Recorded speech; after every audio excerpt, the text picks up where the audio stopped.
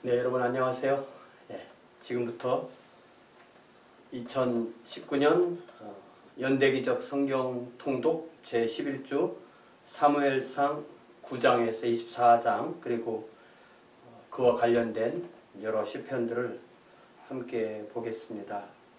사무엘상 9장은 이제 백성의 요구대로 하나님께서 제한적인 하나님의 뜻으로 사울을 왕으로 세우는 이야기의 이제 기초 부분이 나옵니다. 그 배경이 되는 부분인데요. 재미있게도 베냐민 지파 기스의 아들이 바로 사울이었고요. 기스가 암나귀를 잃고 그 나귀를 찾으러 다니다가 사울이 있는 그 숲땅에 가서 사무엘이 있는 숲땅에 가서 사무엘을 만나는 그런 이야기가 나옵니다. 그러니까 하나님께서 사울이 사무엘을 만나도록 하기 위해서 나귀들이 길을 잃고 자기 집으로 못 돌아오는 그런 이야기가 관련이 되는 거죠. 거기 9장 9절에 보면 옛적 이스라엘의 사람이 하나님께 가서 물으려 하면 말하기를 선견자에게로 가자 하였으니 지금 선지자라 하는 자를 옛적에는 선견자라 일컬었다. 그러니까 사무엘상이 쓰여지는 시점에서는 선지자라는 말을 많이 썼고 이 사무엘상의 내용이 나오는 시간에는 선견자라는 말을 많이 썼다는 거죠. 선견자라는 말은 로에 이렇게 부르고요. 선지자는 나비 이렇게 부릅니다. 그래서 우리 한국말로 펄럭펄럭 날아다니는 그 나비와 발음이 같습니다. 그래서 그 나비가 복수가 되면 나비임이 되고요. 나비임이 이제 예언자들, 예언서를 의미하게 되는 것입니다. 자, 그래서 사무엘이 사울을 위해서 마치 준비한 것 같은 그런 한 30명 정도가 초대된 자리에서 그를 잘 먹이고 하는 이야기가 나오고요. 그리고 밤새 둘이 만나서 이야기하는 그러니까 일종의 사무엘이 삼손을 사무엘이 사울을 알아가는 과정이죠. 그래서 9장 27절에 보면 이제 헤어지기 전에 성 끝에 이름에 사무엘이 사울에게 이르되 사환에게 우리를 앞서게 하라 하니 사환이 앞서가므로 또 이르되 너는 이제 잠깐 서 있으라 내가 하나님의 말씀을 내게 들려주리라. 그렇게 하면서 10장 1절에 보니까 이에 사무엘이 기름병을 가져다가 사울의 머리에 붓고 입맞추며 이르되 여호와께서 내게 기름을 부으사 그 기업의 지도자로 삼지 아니하셨느냐. 이렇게 해서 기름을 붓는 이야기가 정식으로 나옵니다. 그러니까 왕으로 기름을 붓는 거죠. 그래서 왕으로 기름을 붓는다는 것은 하나님이 그를 이스라엘을 다스리는 지도자로 삼으셨다는 건데요. 문제는 이 구약의 왕을 오늘날의 통치자와 동일시하면 좀 문제가 생기는 것이 구약의 왕은 왕과 예언자와 제사장 이 세 계급이 하나님께 기름을 받아서 세워지는 일종의 성직입니다. 그래서 이 왕을 그렇게 성직으로 여기면 오늘날의 이 왕이나 통치자와는 상당히 많은 부분이 맞지 않게 됩니다. 그래서 기름 부음을 받았다라는 말이 바로 그 히브리어의 마사흐에서 나오는 기름 부음을 받다, 기름을 바르다 이런 데서 나오는 단어부터 출발해서 메사이아라는 그 단어, 메시아라는 단어가 나오게 됩니다. 그래서 여호와의 영이 크게 임하고 그가 변화되는 과정으로 가게 되는 겁니다. 그래서 9절에 보니까 그가 사무엘에게서 떠나려고 몸을 돌이킬 때에 하나님이 새 마음을 주셨고 그날 그 징조도 다 임하니라.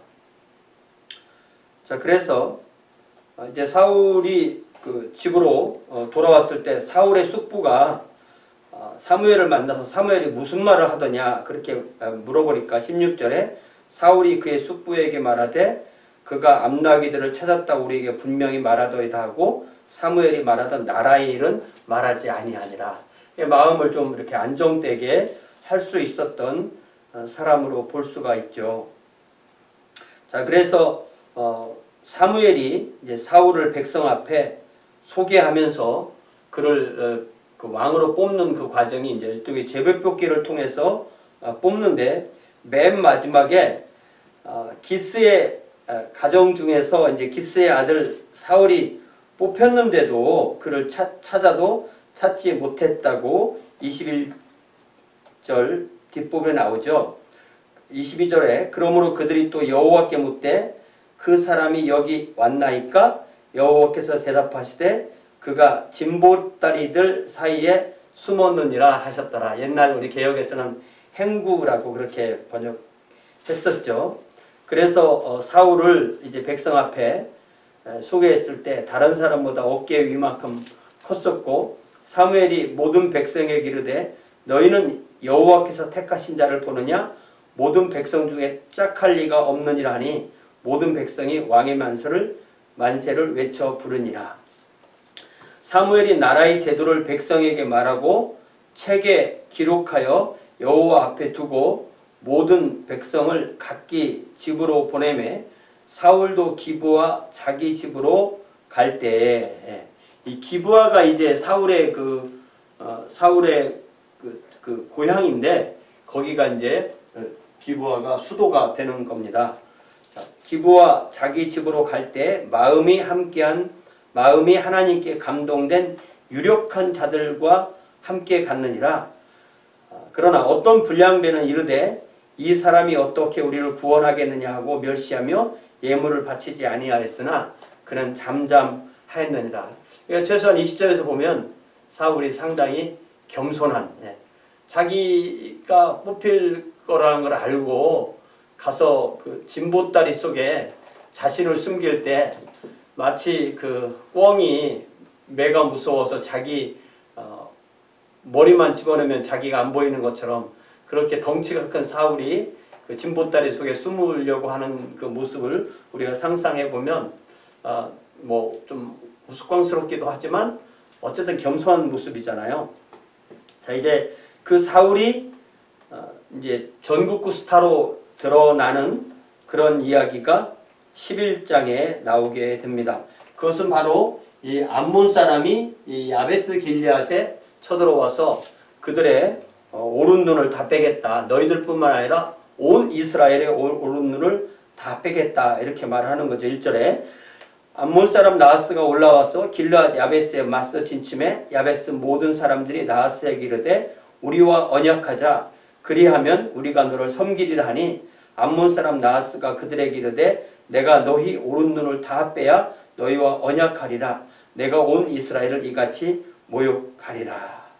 그러나 사울이 아직 그 왕으로 인정을 받았지만 밭에서 소를 갈고 있던 그런 입장이었죠. 소를 갈고 오다가 그 말을 듣고 분노할 그때 6절에 보니까 사울이 이 말을 들을 때 하나님의 영에게 크게 감동되매 그의 누가 크가 일어나서 자기의 소 2마리를 각을 떠서 온 이스라엘 지파에 보내면서 군인들을 모았죠. 그래서 8절에 사울이 베색에서 그들의 수를 세어보니 이스라엘 자손이 30만 명이요 유다 사람이 3만 명이라. 이게 이스라엘이 이 유다와 이스라엘이 처음부터 이렇게 약간 두 무리로 나뉘는 듯한 그런 분위기가 있었어요. 나중에 다윗을 왕으로 세운 사울 죽은 후에 이스라엘과 유다가 분리되고 또 나중에 솔로몬 사후에도 이스라엘과 유다가 분리돼서 이렇게 나라가 크게 이스라엘 유다 지역으로 이렇게 나뉘는 것을 우리가 이 나라가 나눠있지 않을 때도 그것을 볼 수가 있습니다. 자, 그래서 이제 길갈에 모여서 사무엘이 다시 사울을 왕으로 온전하게 세우는 그런 이야기가 나옵니다. 그래서 12장에서는 사무엘의 그 긴 설교가 나오죠. 그 사울을 세우면서 나라를 바르게 세우기 위해서 설명을 해주는 그 설교를 하는데, 여기 11절에 보면은 여호와께서 여룻바알은 기드온이죠. 베단과 입다와 나 사무엘을 보내사 너희를 너희 사방 원수의 손에서 건져내사 너희에게 안전하게 살게 하셨거늘. 이 베단을 영어 성경에서는 바락이라고 번역을 합니다. 왜냐하면 사사기에 베단이라는 사람 이름이 나오지 않기 때문에 다른 그 사본에서도 이를 바락이라고 그렇게 번역한 것도 있고요. 또 여기 나 사무엘도, 이 사무엘이 이제 사사이긴 하지만 어쨌든 이것도 솔로몬으로 바꿔서 번역한 데도 있다는 것을 NIV 나나에서는 그려줍니다. 자, 그러면서 이제 그 왕을 구하는 것 자체가 죄다. 그러면서 사무엘이 백성들이 이제 19절부터 보니까 모든 백성이 사무엘에게 이르되 당신의 종들을 위하여 당신 하나님 여호와께 기도하여 우리가 죽지 않게 하소서. 우리가 우리의 모든 죄에 왕을 구하는 악을 더하였나이다. 사무엘이 백성에게 이르되 두려워하지 말라. 너희가 과연 이 모든 악을 행하였으나 여호와를 따르는 데서 돌아서지 말고 오직 마음을 다하여 여호와를 섬기라. 돌아서서 유익하게도 못하며 구원하지도 못하는 헛된 것을 따르지 말라. 그들은 헛되니라. 이 우상은 헛된데 사람들은 우상을 따르려고 하죠. 우상을 따르면 편한 겁니다. 왜냐하면 우상은 윤리적이지 않아요. 하나님을 따를 때는 항상 하나님을 따르는 윤리가 필요해요. 근데 우상은 윤리가 필요 없어요. 그래서 우상을 따르면 자기들이 원하는 건 다 할 수 있으니까 우상 숭배를 하는 겁니다. 여호와께서는 너희를 자기 백성으로 삼으신 것을 기뻐하셨으므로 여호와께서는 그의 크신 이름을 위해서라도 자기 백성을 버리지 아니하실 것이요 나는 너희를 위하여 기도하기를 쉬는 죄를 여호와 앞에 결단코 범하지 아니하고 선하고 의로운 길을 너희에게 가르칠 것인즉 너희는 여호와께서 너희를 위하여 행하신 그 큰 일을 생각하여 오직 그를 경외하며 너희의 마음을 다하여 진실이 섬기라. 만일 너희가 여전히 악을 행하면 너희와 너희 왕이 다 멸망하리라. 그러니까 하나님을 섬길 때는 하나님을 사랑하고 하나님 뜻대로 사는 게 필요한 거죠. 그러니까 우상 숭배와는 분명히 구별되는 것입니다. 자, 이제 13장에는 블레셋과의 전쟁이 나오는데요. 이 초기에서는 이 사무엘이 얼마나 그 마음이 촉급했는지가 나옵니다. 5절부터 보니까 블레셋 사람이 이스라엘과 싸우려고 모였는데 병거가 3만이요 마병이 6,000명이요 백성은 해변에 물화같이 많더라. 그들이 올라와 베다웬 동쪽 믹막스에 진침해 이스라엘 사람들이 위급함을 보고 절박하여 굴과 수풀과 바위 틈과 은밀원과 웅덩이에 숨으며 어떤 히브리 사람들은 요단을 건너 갓과 길르앗 땅으로 가되 사울은 아직 길갈에 있고 그를 따른 모든 백성은 떨더라. 그렇게 되어 있습니다. 그러니까 초기에 이 사울이 얼마나 이 블레셋과 싸우는 것이 힘들었었는지를 알 수가 있습니다. 그런데 8절에 보니까 사울은 사무엘이 정한 기한대로 1회 동안을 기다렸으나 사무엘이 길갈로 오지 아니하고 백성이 사울에게서 흩어집니다. 그래서 사울이 번제와 화목제를 임의로 가져오라 하여 번제를 드렸더니 번제를 드리기를 마치자 사무엘이 온지라. 이게 뭔가 이 사무엘과 사울 사이에 핀트가 안 맞습니다. 그러니까 내가 7일 만에 오리라. 7일 안에 옵니다. 7일째 옵니다. 그러니까 내가 와서 번제를 드립니다. 그러니까 내가 안 오면 번제를 드려도 됩니다. 이건 안 했던 거죠. 그러니까 번제를 내가 늦어도 내가 번제를 와서 드립니다. 아마 이런 약속이 있었기 때문에 사무엘이 하나님의 뜻을 말씀하면서 사울을 벌써 여기 11절 다시 읽으면 사무엘이 이르되 왕이 행하신 것이 무엇이냐 하니 사울이 이르되 백성은 내게서 흩어지고 당신은 정한 날에 오지 아니하고 블레셋 사람은 믹마스에 모였음을 내가 보았으므로 이에 내가 이르기를 블레셋 사람들이 나를 치러 길갈로 오겠거늘 나는 여호와께 은혜를 간구하지 못하니라고 부득이하여 번제를 드렸나이다 하니라. 그러니까 이 사울의 문제점은 자기 생각대로 하는 거예요. 이게 우리가 생각할 때 이게 뭐가 잘못된 일이라 생각할 수 있겠지만 그렇지 않습니다. 우리가 성경을 읽을 때 성경을 읽으면서 이게 사울이 잘못한 것 같지 않은데?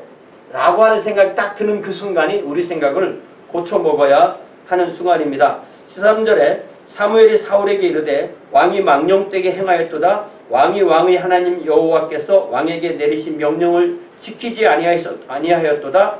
그리하였더라면 여호와께서 이스라엘 위에 왕의 나라를 영원히 세우셨을 것이거늘 지금의 왕의 나라가 길지 못할 것이라. 여호와께서 왕에게 명령하신 바를 왕이 지키지 아니하셨으므로 여호와께서 그의 마음에 맞는 사람을 구하여 여호와께서 그를 그의 백성의 지도자로 삼으셨느니라.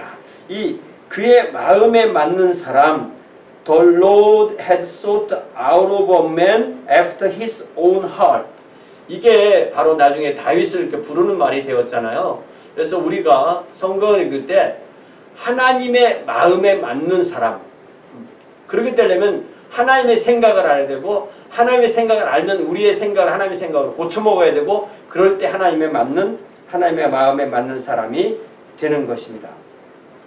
자, 그래서 여기 잘 보니까 여기 19절부터 보니까 온 이스라엘 온 땅에는 철공이 없었다.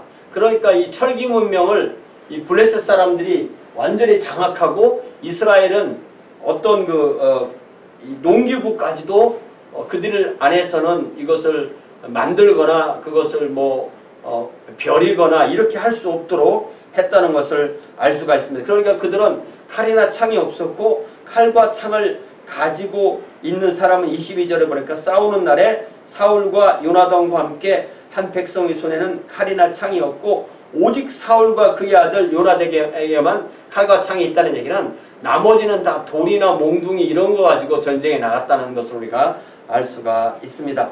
이제 14장에서는 이렇게 밀리는 환경에서 요나단이 용기를 내서 먼저 블레셋 진영에 습격해서 그들이 자중질환을 일으키게 해서 그 전쟁에서 싸워서 이겼는데 그 과정에서 이 사울이 이제 성급한 맹세를 하죠. 오늘 저녁 때까지 아무도 무엇이라도 먹지 말고 전쟁을 해라 이러니까 전쟁을 계속하는 과정에서 온 백성이 배고프게 되고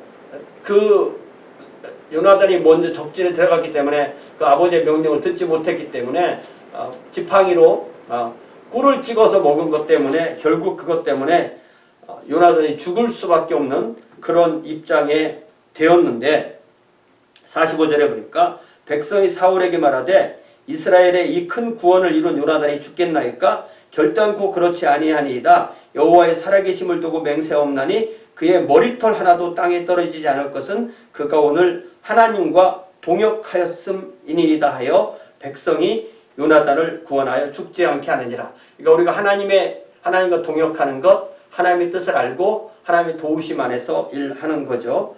자, 그래서 여기 이제 그 뒤로 잘 보면요, 우리가 사울이 매일 전쟁에서 이렇게 진 것만 있을까봐 그렇게 생각하게 되는데 그렇지 않습니다. 47절, 48절을 잘 읽어보면요, 사울이 이스라엘 왕위에 오른 후에 사방에 있는 모든 대적 곧 모압과 암몬과 에돔과 소바는 아람입니다. 소바의 왕들과 블레셋 사람들을 쳤는데 향하는 곳마다 이겼고 용감하게 아말렉 사람들을 치고 그 약탈하는 자들의 이스라엘을 그 약탈하는 자들의 손에서 건졌더라. 이렇게 되어 있습니다.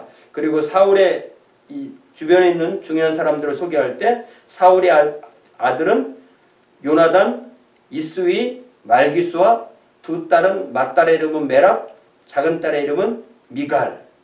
그리고 사울의 아내의 이름은 아히노암.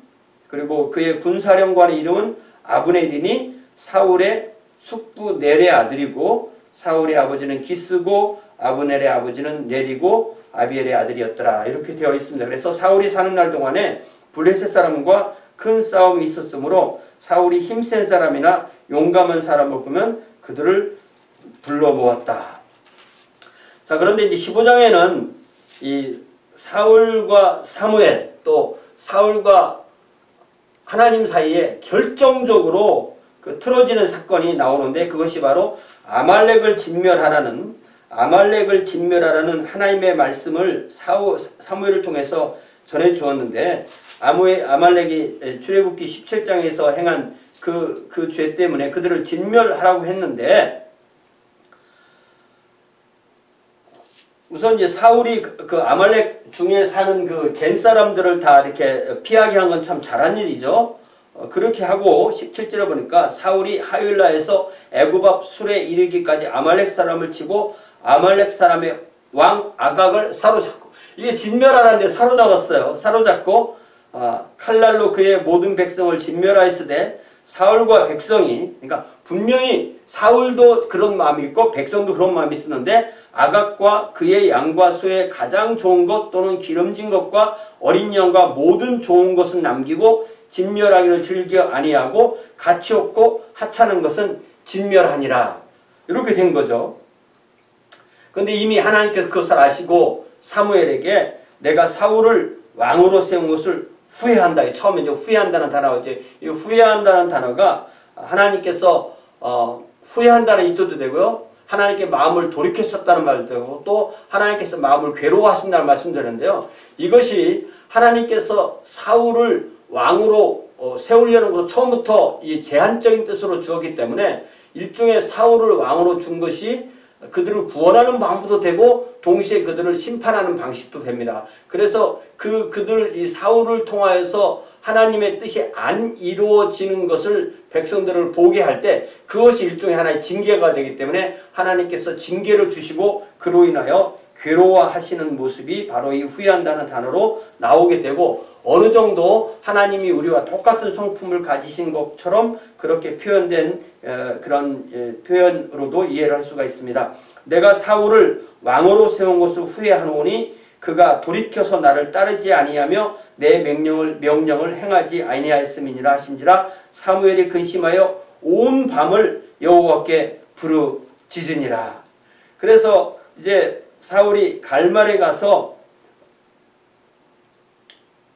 만나려고 가니까 여기 12절에 사무엘이 사울을 만나려고 아침에 일찍 일어났더니 어떤 사람이 사무엘에게 말하여 이르되 사울이 갈멜에 이르러 자기를 위하여 기념비를 세우고 발길을 돌려 길갈로 내려갔다는. 그러니까 이게 이미 이 사울이 상당히 좀 이제 좀 이게 많이 어긋나가기 시작한 거죠.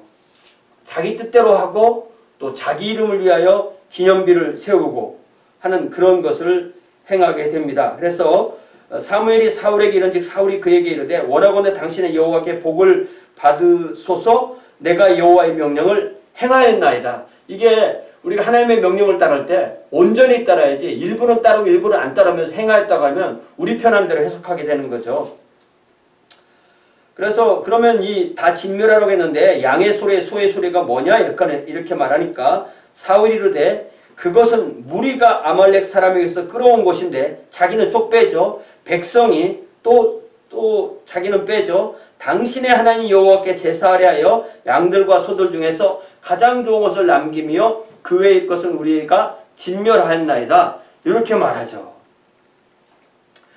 이 사무엘이 얼마나 마음이 참담했겠어요.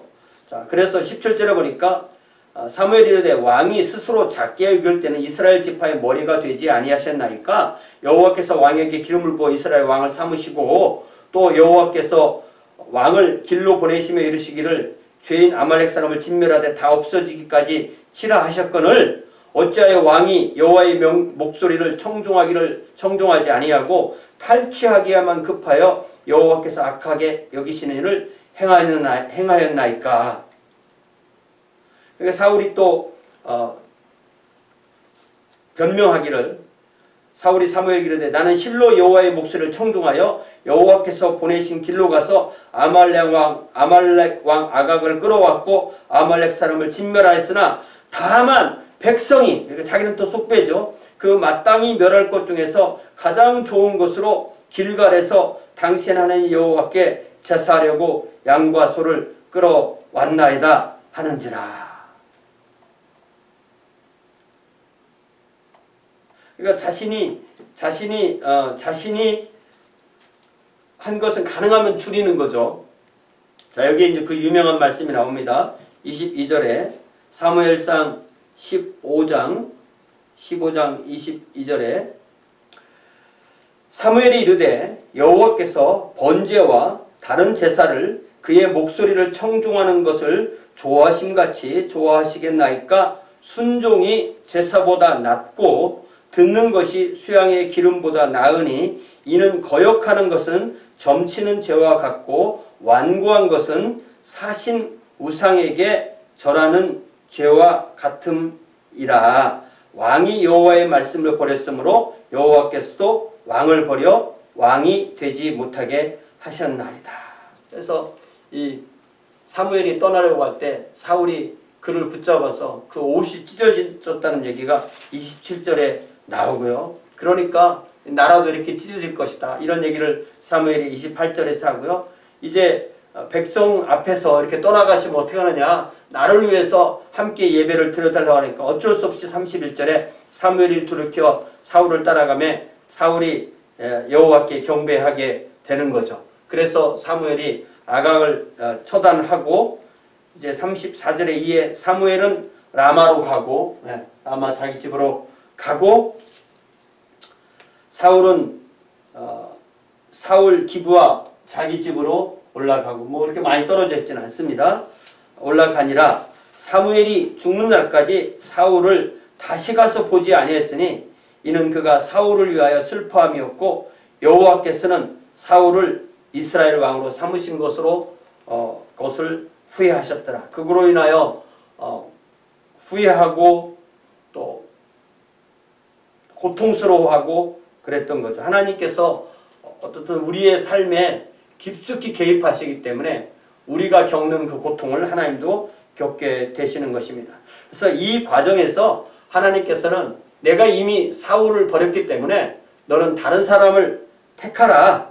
그러면서 하나님께서는 베들레헴 이새의 집에 가서 하나님의 택한 사람을 선택하라 했을 때 사울이 그 말을 듣고 자기를 죽일 겁니다. 그러니까 여기 2절에 사무엘이 이르되 내가 어찌 갈 수 있으리까 사울이 들으면 나를 죽이리다니 여호와께서 이르시되 너는 암송아지를 끌고 가서 말하기를 내가 여호와께 제사 드리러 왔다 하나이다. 이게 또 애매하게 이게 왜 하나님이 거짓말을 시키는 거냐 이렇게 물어볼 수도 있는데 거짓말이라고 하기보다는 어떤 그 모든 정보를 다 이야기하지 않는 그런 거라고 할 수가 있죠. 이게 좀 어떻게 보면 하나님이 거짓말 시키냐 이렇게 우리가 오해할 수도 있습니다. 사무엘이 처음에 엘리압을 봤을 때 멋있어서 그게 왕인 줄 알았는데 7절에 여호와께서 사무엘에게 이르시되 그의 용모와 키를 보지 말라. 내가 이미 그를 버렸노라. 내가 보는 것은 사람과 같지 아니하니 사람은 외모를 보거니와 나 여호와는 중심을 보느니라. 그래서 이제 마지막 그 다윗을 불러오는데요. 12절에 이에 사람을 보내어 그를 데려오매 그의 빛이 붉고 눈이 빼어나고 얼굴이 아름답더라.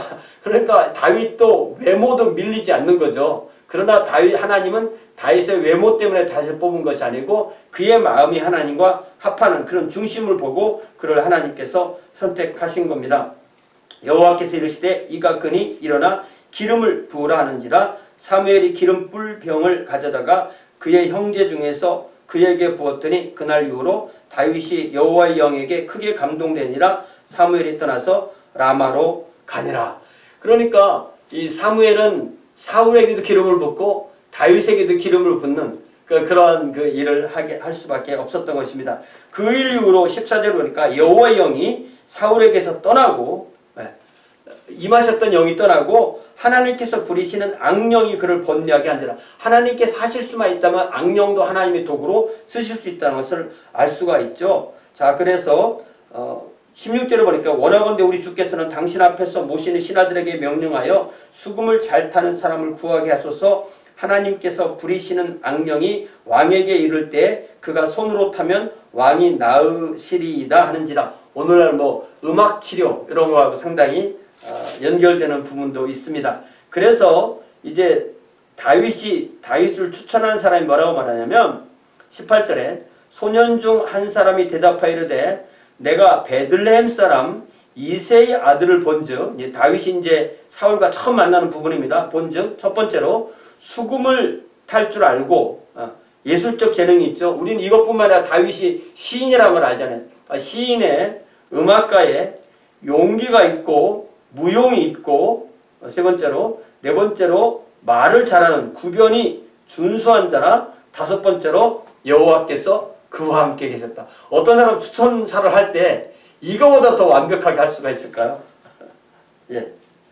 자, 그래서 보자마자 사울이 다윗을 사랑해서 그에게 음악을 연주도 하고 또 그의 무기도 드는 사람으로 그렇게 그를 삼습니다. 다윗이 사울에게 이르러 그 앞에 모셔섬에 사울이 그를 크게 사랑하여 자기의 무기 드는 자로 삼고 라고 되어 있습니다. 그래서 하나님의 또 22절에 또 사울이 이새에게 사람을 보내어 이르되 원하건대 다윗을 내 앞에 모셔서게 하라. 그가 내게 은총을 얻었느니라 하니라. 그러니까 이때 이제 다윗이 사울의 파타임으로 사울의 무기 드는 자 겸 또 음악 치료사 겸 이런 역할을 처음으로 하게 된 겁니다. 그래서 23절에 하나님께서 부리시는 악령이 사울에게 이를 때 다윗이 수금을 들고 와서 손으로 탄즉 사울이 상쾌하여 낫고 악령이 그에서 떠나더라.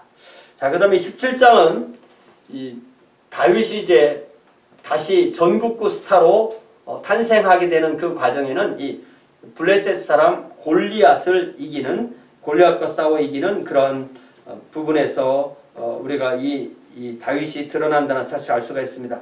여기 4절에 보니까 골리앗의 키가 6규빗 한 뼘이라고 했으니까 한 규빗이 50cm잖아요. 그러니까 6, 5, 33m인 거예요, 키가. 그러니까 오늘날 최고 키 큰 사람만큼 뭐 그보다 더 키 크다고 할 수 있죠. 자, 이제 이미 사울은 이 골리앗을 싸워서 이기는 사람은 자기의 딸을 주겠다. 사울이 딸 장사를 많이 합니다. 딸을 주겠다. 이렇게 했고요. 그래서 다윗이 결국 사울 앞으로 인도돼서 자기가 이 골리앗을 싸우러 나가겠다. 그러니까 38절에 사울이 자기 군복을 다윗에게 입히고 노투구를 그의 머리에 씌우고 또 그에게 갑옷을 입히매 다윗이 칼을 군복 위에 차고는 익숙하지 못하므로 시험적으로 걸어보다가 사울에게 말하되 익숙하지 못하니 이것을 입고 가지 못하겠나이다 하고 곧 벗고. 그러니까 자기가 제일 잘할 수 있는 것, 뭐 익숙하지 않은 것 가지고 할 수가 없으니까요. 또 굉장히 시사점이 있습니다. 손에 막대기를 가지고 시내에서 매끄러운 돌 5을 골라서 자기 목자의 제구 곧 주머니에 넣고 손에 물매를 가지고 블레셋 사람에게 나아갔다. 이렇게 되어 있습니다. 제가 최근에 우리 동네에서 이름만 대면 알 수 있는 유명한 목사님 설교를 한번 그 교회가 들었는데 이 부분을 읽더니 이 물매 5개가 무엇인가? 이 물매 5개는 믿음이고 사랑이고 소망이고 뭐 지혜고 이런 설교를 하시더라고요. 이거는 그 유명한 영해하는 설교입니다. 그래서 우리가 이런 우화식 설교는 오늘날 안 하는데 아직도 하는 분들이 계시더라고요. 저는 그런 설교는 별로 성경적이라고 그렇게 생각하지 않습니다. 자, 그래서 결국 이 다윗이 그 물매를 통해서 골리앗을 죽이고 골리앗의 머리를 골리앗의 칼로 잘라서 그 머리를 이렇게 잘라서 가지고 와서 다윗은 그 블레셋 사람의 머리를 예루살렘으로 가져가고 이 베들레헴과 예루살렘은 굉장히 가깝잖아요. 가져가고 그의 갑주까지도 자기 가지고 와서 자기 장막에 두는, 그러니까 뭐 혼자 했다고 여럿이 같이 했겠죠. 근데 이 상황에서 여기 좀 재밌는 것이 사울은 여기 55절에 사울은 다윗이 블레셋 사람을 향하여 나아감을 보고 군사령관 아브넬에게 묻되 아브넬아 이 소년이 누구의 아들이냐? 아브넬이 이르되 왕이여 왕의 사심으로 맹세하옵나니 내가 알지 못하는, 뭐 벌써 파타임으로 자기 무기 드는 자를 세웠는데 왜 서로 군대 장관도 모르고 사울도 몰라오냐 이렇게 생각하는데, 이미 이 사람들 밑에 있는 사람이 3,000명 정도 되기 때문에 모른다는 것도 충분히 이해를 할 수가 있는 겁니다. 그래서 57절에 이제 57절에 다윗이 그 블레셋 사람을 죽이고 돌아올 때 그 블레셋 사람의 머리가 그의 손에 있는 채 아브넬이 그를 사울 앞으로 인도하니 사울이 그에게 묻되 소년이여 누구의 아들이냐 하니 다윗이 대답하되 나는 주의 종 베들레헴 사람 이새의 아들이니이다 하니라. 요때 정확하게 이제 사울이 다윗을 알게 된 거죠. 큰 눈으로 쳐다보게 된 겁니다. 18장에 보니까 다윗이 사울에게 말하기를 마침에 이제 요나단의 마음이 다윗의 마음과 하나가 되어 요나단이 그를 자기 생명같이 사랑하니라. 2절에 그날에 사울은 다윗을 머무르게 하고 그를 아버지의 집으로 다시 돌아가기를 허락치 아니했다라고 되어 있습니다. 여기 골리앗 얘기를 할 때 제가 꼭 읽어주고 싶었는데 못 읽어준 게 요거 17장 15절이에요. 다윗은 사울에게로 왕래하며 베들레헴에서 그의 아버지의 양을 친다. 요때는 요 골리앗 일이 있기 전에는 파타임이었던 거죠. 사울 쪽에 가서 일할 때도 있고 또 아버지 양을 칠 때도 있고 그랬던 겁니다. 그랬는데 이제 18장 2절에서는 그날에 사울은 다윗을 머무르게 하고 그의 아버지의 집으로 다시 가기를 허락지 아니했고 3절에 요나단은 다윗을 자기 생명같이 사랑하여 더불어 언약을 맺고 요나단이 자기가 입었던 겉옷을 벗어 다윗에게 주었고 자기의 군복, 칼, 활, 띠도 주고, 그래서 다윗은 그때부터 사울이 보내는 곳마다 가서 지혜롭게 행하며 사울이 그의 군대의 장으로 삼았으니 온 백성이 합당히 여겼고 사울의 신하들도 합당히 여겼다. 그런데 이제 개선할 때 6절에 보니까 무리가 돌아올 때 곧 다윗이 블레셋 사람을 죽이고 돌아올 때 여인들이 이스라엘 모든 성읍에서 나와서 노래하며 춤추며 소고와 경세를 가지고 왕 사울을 환영하는데 여인들이 뛰놀며 노래하여 이르되 사울이 죽인 자는 천천히요 다윗은 만만이로다 하니까 사울이 그 말에 불쾌해서 심히 노하여 이르되 다윗에게는 만만을 돌리고 내게는 천천을 돌리니 그가 더 얻을 것이 나라 말고 무엇이냐 하고 그날 이후로 사울이 다윗을 주목하였다. 영어 NIV에서는 그날 이후로 질투하는 눈으로 다윗을 보기 시작했다. 이렇게 되어 있습니다. 그냥 언어에서는 그냥 눈을 그에게 두었다 이렇게 되어 있어요. 그래서 이게 이 사울을 근본적으로 물론 그 전에도 이미 어긋났지만 다윗과의 관계에서 어긋나게 한 것은 바로 이 질투심입니다. 네. 자, 그래서 이 10절에 보니까 또 이제 처음으로 사울이 다윗을 죽이려고 할 때 그 이튿날 하나님께서 부리신 악령이 사울에게 힘있게 내림에 그가 집안에서 정신없이 떠들어대므로 다윗이 평일과 같이 손으로 수금을 타는데 그때 사울의 손에 창이 있는지라. 여기 정신없이 떠들어댄다. 우리 옛날 개혁에서는 야료라고 그렇게 야료하는데 이렇게 번역했었죠. 그래서 창을 던져서 2번이나 피해서 살아나는. 네. 그러면서 12절 보니까 여호와께서 사울을 떠나 다윗과 함께 계심으로 사울이 또 다윗을 두려워하는 거예요. 네. 이게 질투하다 못해 두려워하는 겁니다. 그래서 좀 어떨 때는 떠나 있게 하는 거예요. 그러므로 사울이 그를 자기 곁에서 떠나게 하고 그를 천부장으로 삼음에 그가 백성 앞에 출입했다라고 되어 있습니다. 여기 16절에서도 온 이스라엘과 유다는 다윗을 사랑하였으니 그가 자기들 앞에 출입하기 때문이었더라. 그러니까 이게 벌써 이 유다 이스라엘이 크게 두 곳으로 나뉜 것을 알 수가 있습니다. 처음에는 이 사울이 자기 딸 메랍을 주어서 다윗을 좀 묶어놓고 그를 어떻게 좀 블레셋 사람들에게 죽게끔 해볼까 이런 계획을 세웠다가 메랍은 다른 사람에게 아내를 주었는데 그 상황에서 이 사울의 두 번째 딸인 미갈이 20절에 보니까 사울의 딸 미갈이 다윗을 사랑하며 어떤 사람이 사울에게 알린지라 사울이 그 일을 좋게 여겨서 또 이걸 또 딸을 엮어가지고 자기 그 사위로 만들어 놓고 그 사위를 블레셋 사람에게 죽게 하려고 블레셋에 가서 블레셋 사람을 죽이고 그 남자 병사들의 그 양피, 여기 뭐라고 번역이 됐나요? 포피라고 번역이 됐죠. 포피 100개를 가지고 와라. 이렇게 그 과정에서 죽는 걸 원하니까. 그러나 다윗은 자기 신하들과 가서 자기 그 사람들과 가서 왕이 원하는 것 2배로 200사람을 죽이고 그거를 가지고 와서 미갈과 결혼하게 되는 겁니다. 그래서 이 시점에서 28절 보니까 여호와께서 다윗과 함께 계심을 사울이 보고 알았고 사울의 딸 미갈도 그를 사랑하므로 사울이 다윗을 더욱더욱 두려워하여 평생에 다윗의 대적이 되니라 라고 되어 있습니다. 참 이게 이 질투심이라는 것이 이렇게 사람을 망쳐놓는다는 사실을 알 수가 있습니다. 자, 그래서 이제 지금부터는 이제 사울의 생애는 어떻게 하면 다윗을 죽일까? 좀 제정신이 돌아오면은 또 살려준다고 하다가 조금 상태가 안 좋으면 다윗을 죽이려고 그렇게 하는 것입니다. 자, 그래서 19장에 보니까 이 요나단은 이 다윗을 철저하게 이렇게 변호하려고 그렇게 합니다. 그래서 아직까지도 이 다윗은 이 사울과의 관계에서 자기 역할을 하죠.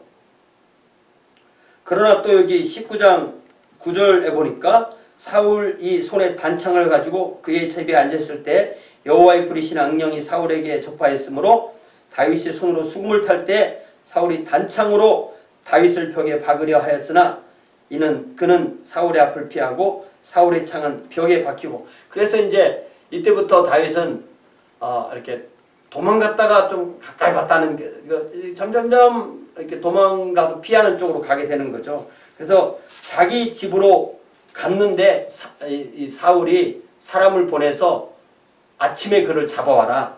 그래서 미갈이 잘 보니까 사람이 있는 것을 보고 야, 이거 오늘 밤에 남편을 피신시키지 않으면 이 사람이 죽겠구나 싶어서 피신을 시킵니다.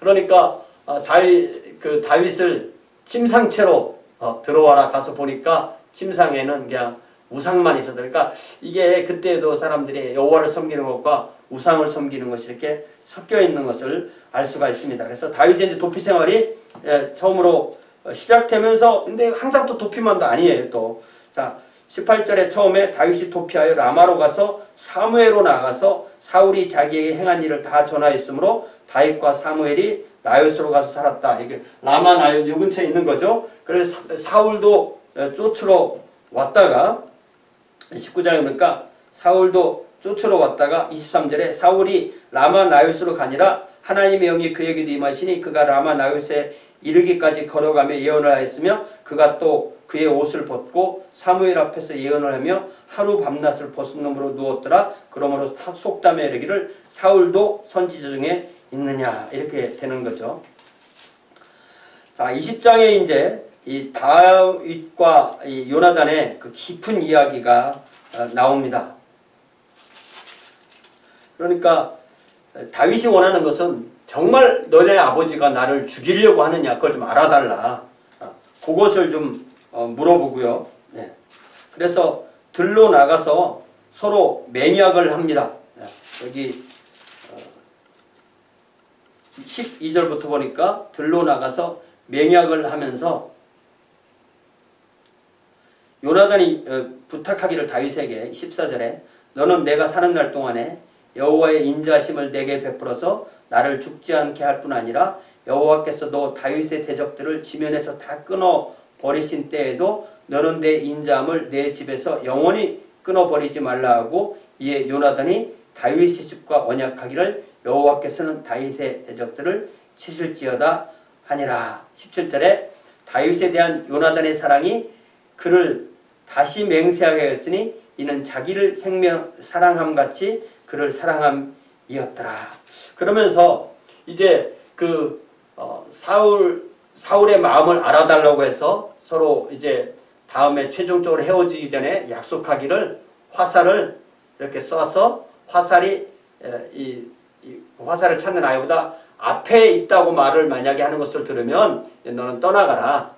이제 아버지가 너를 죽이려고 하는 거다. 만약에 화살이 뒤에 있다라고 말을 하면은 너는 돌아오게 된다. 그런 약속을 합니다. 그래서 초하루 식사에 다윗이 하루 빠지고 두 번째 빠진 날에 요나단이 다윗을 변호하니까 이러이러한 일로 오지 않았다 얘기를 하니까 30절에 사울이 요나단에게 화를 내며 그에게 이르되 패역 무도한 계집의 소생아 네가 이새의 아들을 택한 것이 내 수치와 내 어미의 벌거벗은 수치됨을 내가 어찌 알지 못하리. 이게 욕이잖아요. 이게 아주 천한 욕을 욕이 사울의 입에서 나오는 겁니다. 이새의 아들이 땅에 사는 동안은 너와 네 나라가 든든히 서지 못하리라. 그런즉 이제 사람을 보내어 그를 내게로 끌어오라. 그는 죽어야 할 자니라. 이렇게 말을 합니다. 심지어 사울이 자기 아들 요나단에게까지 단창을 죽이려고 합니다. 그래서 사울이 너무너무 요나단이 너무너무 슬퍼하죠. 그래서 그 둘째 날에는 하루 종일 먹지 않았다고 되어 있습니다. 심히 노하여 식탁에서 떠나고 그 달의 둘째 날에는 먹지 아니했으니 이는 그의 아버지가 다윗을 욕되게 하였으므로 다윗을 위하여 슬퍼하였더라. 그래서 이제 셋째 날 아침에 가서 약속한 대로 그렇게 하고 그래서 제가 여기 37절을 가지고 문제를 냈을 때 좀 혼란스럽게 생각하는 분들이 좀 있을 겁니다. 제가 문제를 뭐라고 냈냐면 아이가 요나단이 쏜 화살이 있는 곳에 이를 즈음에 요나단이 아이 뒤에서 외쳐 이르되 화살이 네 앞쪽에 있지 아니하야 했는데 이 말은 요나단이 다윗에게 무엇이라고 말한 것이냐는 답은 오히려 그 앞에 21절에서 찾을 수가 있어요. 아이를 보내어 가서 화살을 찾으라 하며 내가 짐짓 아이에게 이르기를 보라 화살이 내 이쪽에 있으니 가져오라 하거든 너는 돌아올지니 여호와께서 살아계심을 맹세하노니 내가 평안 무사할 것이요 22절에 만일 아이에게 이르기를 보라 화살이 내 앞쪽에 있다 하거든 내 길을 가라 여호와께서 너를 보내셨음이니라. 그러니까 앞쪽에 있다고 했으니까 아버지가 너를 죽이려고 하는 거다 이렇게 이해도 맞고요. 또는 네가 네 길을 가서 네 생명을 지켜라 이렇게 이해해도 이해를 할 수가 있습니다. 자 그래서 이제 그 화살 쫓는 아이가 가고 나니까 41절에 다윗이 곧 바위 남쪽에서 일어나서 땅에 엎드려 3번 절한 후에 서로 입맞추고 같이 울되 다윗이 더욱 심하더니 참 다윗과 요나단의 이야기가 참 많이 우리가 알고 있는 이야기잖아요. 요나단이 다윗에게 이르되 평안히 가라. 우리 두 사람이 여호와의 이름으로 맹세하여 이르기를 여호와께서 영원히 나와 너 사이에 계시고 내 자손과 내 자손 사이에 계시리라 하였느니라 하니 다윗은 일어나 떠나고 요나단은 성읍으로 들어가니라. 그 다음에 다윗이 이제 돌아가서 피한 곳이 노비였고요. 이 일로 인하여서 다윗이 제사장에게 다윗이 너무 급하게 도망가다 보니까 먹을 것도 없고 무기도 없게 되니까 이제 말도 다윗이 이제 대충 꾸며서 말을 하게 됩니다. 자 그래서 여기 4절에 보니까 제사장이 다윗에게 아히멜렉 제사장이죠. 대답하여 이르되 보통 떡은 내 수중에 없으나 거룩한 떡 진설병이죠. 12개 진설병 떡상에 올려놓는 일주일에 한 번씩 바꿔놓는 거잖아요. 안식일마다 거룩한 떡은 있나니 그 소년들이 여자를 가까이만 하지 아니했으면 주리라 하는지라. 다윗이 제사장에 대답하여 이르되 우리가 참으로 3일 동안이나 여자를 가까이 하지 아니하였나이다. 내가 떠난 길이 보통 여행이라도 소년들의 그릇이 요 그릇이라는 말이 어떤 남성기를 의미하는 뜻으로 이렇게 완구곡법으로 쓰이게 된 겁니다. 그릇이 성결하겠거늘 하물며 오늘 그들의 그릇이 성결하지 아니하였겠나이까 이렇게 되어 있습니다. 그래서 요 떡을 주게 되고 나중에 예수님께서 이 다윗이 이 떡을 먹은 것에 대해서 복음서에서 말씀하신 내용들과 기억하고 있습니다. 요 현장을 다윗의 목자장인 에돔 사람 도액이 보게 되었고 또 다윗이 다윗에게 칼까지 주는 것을 보게 되는 거죠. 자, 여기 10장 10절부터 보면 다윗이 이 상황에서 이 가드 왕에게 요 가드 쪽으로 피신을 합니다. 이 가드가 바로 그 17장에 나온 대로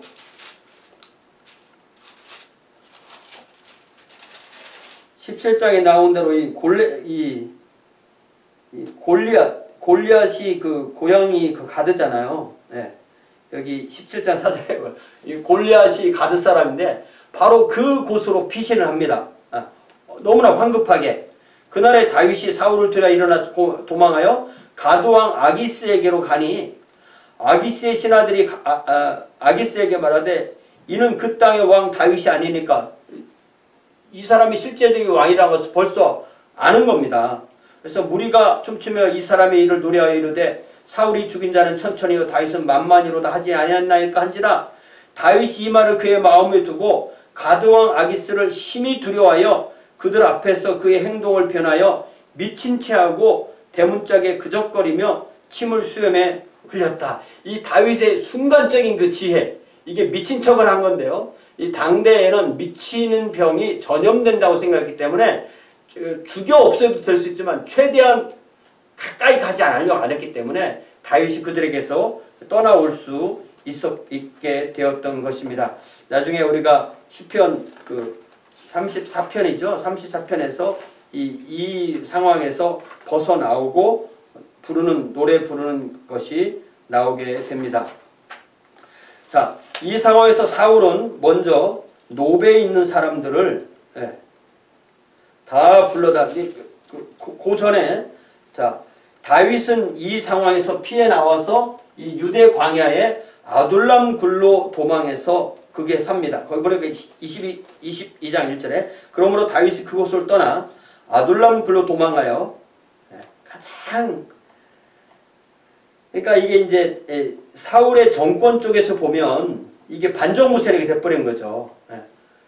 굴로 도망하며 그의 형제와 아버지의 온 집이 듣고 그리로 내려가서 그의 길을 얻고 안 그러면 죽으니까 환난당한 모든 자, 빚진 모든 자, 마음이 원통한 자가 다 그에게 모였고 그는 그들의 우두머리가 되었는데 그와 함께한 자가 400명 가량이다. 요 400명이 나중에 다윗 정권의 핵심 세력이 되게 되는 것입니다. 그리고 나서 이제 모압에 가서 자기 부모님을 맡기죠. 그러면서 이제 5절에 보면 처음으로 선지자 갓이라는 말 나옵니다. 이 갓이 다윗에게는 유다 땅에 있으라 이렇게 말을 하죠. 자, 6절부터 보면은 이 사울이 다윗이 그렇게 했다는 것을 알고 8절에 보니까 너희가 다 공모하여 나를 대적하며 내 아들이 이새의 아들과 맹약하였을 때 내게 고발하는 자가 하나도 없고 나를 위해 슬퍼하거나 내 아들이 내 신하를 선동하여 오늘이라도 매복하였다가 나를 치려 하는 것을 내게 알리는 자가 하나도 없도다. 여기 내 신하는 다윗입니다. 그러니까 이때 도액이 이 9절에 그때 도액 사람 에돔 사람 도액이 사울의 신하 중에 있었더니 대답하여 이르되 이새의 아들이 노베 와서 아히두베 아들 아히멜렉에게 이른 것을 내가 보았는데 아히멜렉이 그를 위하여 여호와께 묻고 그에게 음식도 주고 블레셋 사람 골리앗의 칼도 주더이다. 그러니까 이 일로 사울이 이 도액의 손으로 제사장 85명을 죽이고 그 모든 성읍 사람들을 다 죽이고 그래서 이래서 결국은 그 엘리 제사장 가문이 또 이렇게 심판을 또 받게 되는 그런 면도 있습니다. 이 상황에서 또 아비아달이라는 아히멜렉의 아들 하나가 도피해서 제사장에게 그 사울에게 가서 그 다윗에게 가서 사울이 여호와의 제사장들 죽인 일을 다윗에게 알립니다. 그래서 22절에 다윗이 아비아달에게 이르되 그날에 에돔 사람 도액이 거기 있으므로 내가 반드시 사울에게 말할 줄을 내가 알았노라. 내 아버지의 모든 사람 죽은 것이 나의 탓이로다. 두려워하지 말고 내게 있으라. 내 생명을 찾는 자가 네 생명도 찾는 자니 네가 나와 함께 있으면 안전하리라. 이렇게 얘기를 해줍니다. 자, 지금 제가 22장까지 했죠. 자, 22장까지 했고, 네. 이 상황에서 시편 11편을 잠깐 보고 가겠습니다. 시편 말씀들은 그 핵심되는 구절만 읽고 지나가는 식으로 일단은 하겠습니다. 시편 11편에 보니까 시편 11편에 보니까 1절에 내가 여호와께 피하였거늘 너희가 내 영혼에게 새같이 내 산으로 도망하라 하면 어찌함인가. 악인이 활을 당기고 화살을 시위에 먹이며 마음이 바른 자를 어두운 데서 쏘려하는 듯다. 이 다윗이 도망될 때의 심정을 잘 드러낸 것입니다. 그래서 우리가 이 시편, 다윗의 시편들을 다윗의 생애를 이렇게 맞출 때 꼭 맞는 것도 있고 추정해서 이렇게 끼우는 것도 있기 때문에 뭐 이렇게 이해하면 좋겠다는 정도로 여러분들이 이해를 해 주셨으면 좋겠습니다. 그 다음에 시편 59편 시편 59편은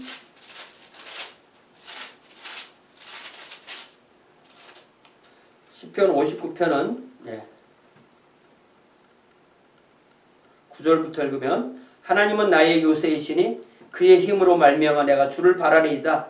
나의 하나님이 그의 인자하심으로 나를 영접하시며 하나님이 나의 원수가 보응받는 것을 내가 보게 하시리이다.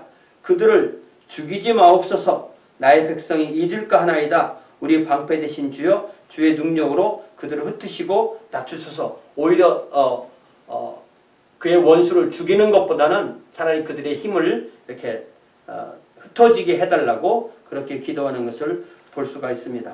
자, 이제 사무엘상 23장으로 다시 와서 이번에는 다윗이 그일라라는 이 블레셋 접경 마을을 구원해주는 이야기가 나옵니다. 구원해주고 났는데 구원해주고 이제 오랜만에 이 성을 구원했으니까 그 안에서 좀 살아볼까 했는데 사울이 네가 성문과 성벽이 있는 곳에 갔으니까 내가 너를 치리라. 그러니까 만약에 이 백성들이 나를 보호해주면 내가 여기 있을 텐데 그 생각을 했다가 하나님께서 이 백성이 너를 보호하지 않는다라고 하니까 할 수 없이 그 성에서 나오는 이야기가 나옵니다. 그래서 이제는 그 엔게디로, 이 엔게디는 요단강 근처에 있는 곳이죠. 엔게디로 피신해서 나오게 됩니다. 그때 이 23장 뒷부분에 보면은 그때 사울이 잡으러 그렇게 오게 되죠. 또 다윗을 잡으러 오게 되는데 블레셋 사람들이 사울이 이쪽으로 잡으러 왔다가 블레셋 사람을 침범했다니까 할 수 없이 돌아가는 얘기가 나옵니다. 27절에 전령이 사울에게 와서 이르되 급히 오소서 블레셋 사람들이 땅을 침노하나이다. 이에 사울이 다윗 뒤쪽 길을 그치고 돌아와 블레셋 사람들을 치러 갔으므로 그곳을 셀라 하마 느곳이라 칭하였다. 그게 이제 서로 이렇게 분리되는 바위다. 그 지점에서 그렇게 분리됐으니까 그렇게 말을 했겠죠. 자, 이제 시편 7편에 보니까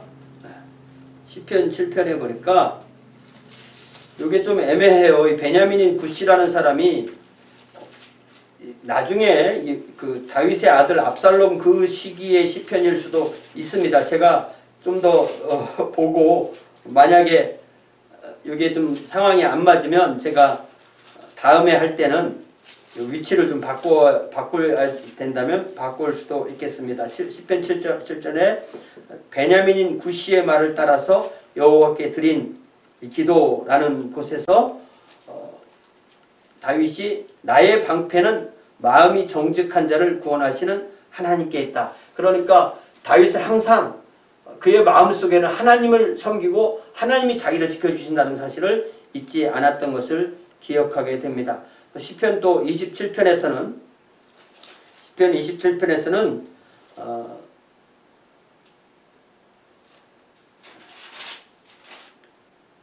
일단 4절 한번 읽어볼게요. 내가 여호와께 바라는 한 가지 일 그것을 구하리니 곧 내가 내 평생에 여호와의 집에 살면서 여호와의 아름다움을 바라보며 그의 성전에서 사모하는 그것이라. 그러니까 이 다윗의 생애 성전 이야기가 나오지만 이것은 성전을 의미하는 게 아니라 하나님의 그 성소를 의미하는 것으로 이해를 할 수가 있습니다. 자, 7절에 여호와여 내가 소리내어 부르짖을 때 들으시고 또한 나를 긍휼히 여기사 응답하소서. 너희는 내 얼굴을 찾으라 하실 때 내가 마음으로 주께 말하되 여호와여 내가 주의 얼굴을 찾으리이다. 이 다윗은 항상 하나님의 은혜, 하나님의 얼굴을 찾음으로 그의 삶에 가장 큰 힘으로 삼고 하나님의 뜻 안에서 살려고 했다는 사실을 알 수가 있습니다.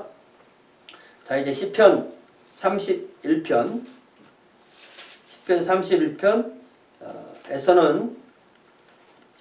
31편에서는 19절부터 읽겠습니다.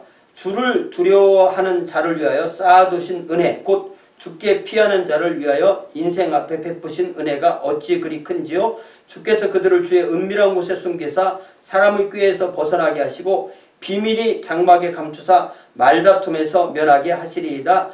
여호와를 찬송할지어다. 견고한 성에서 그의 놀라운 사랑을 내게 보이셨음이로다. 다윗이 비록 숨을 곳이 없이 계속 도망다니는 사람이었지만 신세였지만 그는 하나님을 견고한 성으로 그렇게 여겼다는 사실을 알 수가 있고요.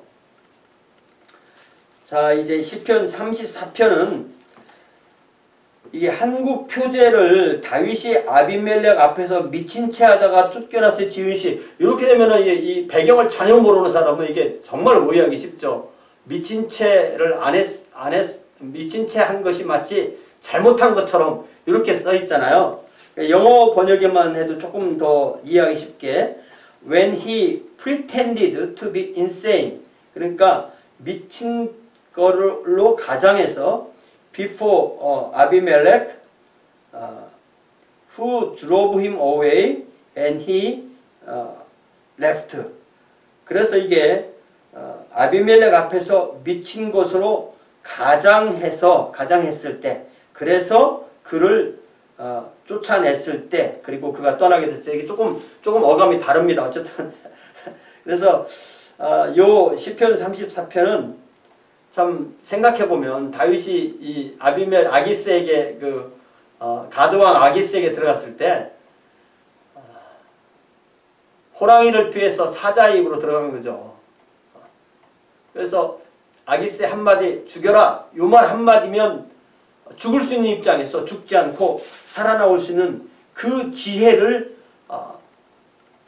얻은 거죠. 그래서 8절에 보니까 너희는 여호와의 선하심을 맛보아할지어다 그에게 피하는 자는 복이 있도다. 그러니까 아기스에게 피해서는 안 된다는 거죠. 너희 성도들아 여호와를 경외하라. 그를 경외하는 자에게는 부족함이 없도다. 젊은 사자는 궁핍하여 줄일지라도 여호와를 찾는 자는 모든 좋은 것에 부족함이 없으리로다. 나중에 다시 이 블레셋에게 가서 자신을 의탁하는 일이 생기긴 하지만 그때는 자기 세력이 있었어요. 근데 지금은 이게 거의 혼자 몸으로 가서 이런 일을 당할 뻔했기 때문에 상당히 위험했던 그런 상황이라고 할 수가 있습니다. 자, 이제 시편 52편에는 이제 아까 말한 그 도액이 사울의 명령에 의해서 제사장 85명을 죽이고 아히멜렉이 그를 이 모든 것을, 그러니까 아비아달이 자기에게 와서 그것을 알려준 그때에 쓴 시에 시편 52편 8절에 그러나 나는 하나님의 집에 있는 푸른 감람나무 같으며 하나님의 인자하심을 영원히 의지하리로다. 그래서 이 상황에서도 다윗은 꾸준히 시를 쓰면서 하나님을 의지하는 것을 고백했다는 사실을 알 수가 있고요. 자, 그 다음에 시편 56편에서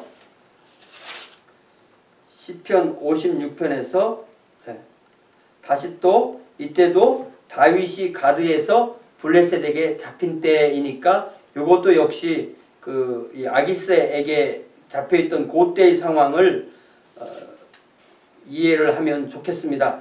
여기 우선 8절을 읽으면 나의 유리함을 주께서 계수하셨사오니 나의 눈물을 주의 병에 담으소서 이것이 주의 책에 기록되지 아니하였나이까. 나중에 네로도 자기가 울면서 자기 눈물이 아깝다 그걸 벽에 가두는 그런 병에 모으는 그런 일을 했다고 하잖아요. 이 다윗은 이것을 하나님 앞에 이렇게 시로 드립니다. 하나님이여 내가 주께 서원함이 있사온즉 내가 감사제를 주께 드리리니 주께서 내 생명을 사망에서 건지셨음이라 주께서 나로 하나님 앞 생명의 빛에 다니게 하시려고 실족하지 아니하게 하지 아니하셨나이까 라고 그렇게 노래를 합니다. 이제 시편 이 120편도 역시 이제 하나님께 나아가는 성전에 올라가는 노래라고 이렇게 되어 있지만 이게 이 한국말에 이렇게 성전에 올라가는 노래라고 되어 있지 사실은 그냥 올라가는 노래 이렇게 하나님께 올라가는 노래라고 할 수도 있죠. 내가 환난 중에 여호와께 부르짖었더니 내게 응답하셨도다. 여호와여 거짓된 입술과 속이는 혀에서 내 생명을 건져 주소서. 이게 뭐 정확하게 다윗의 생이 어느 때에 연결된 후대에 연결될 수도 있지만 이때와도 관련을 또 지어서 생각해 볼 수도 있습니다. 140편에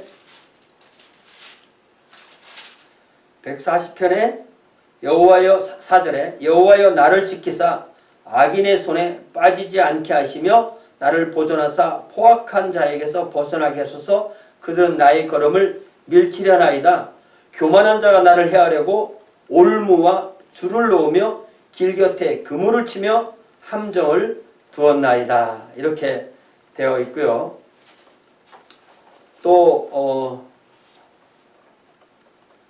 141편에서는 여호와여 내가 주를 불렀사오니 속히 내게 오시옵소서. 내가 주께 부르짖을 때 내 음성에 귀를 기울이소서. 나의 기도가 주의 앞에 분향함과 같이 되며 나의 손도는 것이 저녁 제사 같이 되게 하옵소서. 그러니까 이 분향과 기도가 항상 연결되는 것을 볼 수가 있습니다. 이제 142편에 오른쪽을 살펴보소서. 나를 아는 이도 없고 나의 피난처도 없고 내 영혼을 돌보는 이도 없나이다. 여호와여 내가 주께 부르짖어 말하기를 주는 나의 피난처시요 살아있는 사람들의 땅에서 나의 분기시시라 하였나이다. 이렇게 됩니다. 제가 시편 사무엘상 24장을 안 하고 여기까지 한 것 같죠? 그죠? 사무엘상 24장에서는 다윗이 이 엔게디로 피했을 때 사울이 그를 쫓아오다가 3절에 보니까 길가 양의 우리에 이른즉 굴이 있는지라 사울이 뒤를 보러 들어가니라. 여기서도 원어에서는 발을 가리러 들어갔다라고 이렇게 되어 있는 겁니다. 그러니까 이 발을 가린다라는 표현이 앞에 우리가 사무엘 사사기에서 모압 왕 에그론을 죽이는 얘기에서는 발을 가린다 이렇게 해놨고 여기서는 뒤를 본다고 번역을 했는데요. 다윗과 그의 사람들이 이미 그 굴 깊은 곳에 있었고 그래서 살짝 가서 사울이 변을 보는 동안에 그 옷자락만 잘랐다니까 얼마나 기민하면 자기 옷자락 자르는 것을 사울이 모를 정도로 가서 옷자락을 잘라왔는지. 여기 보면은 다윗이 일어나서 사울의 겉옷자락을 가만히 베니라.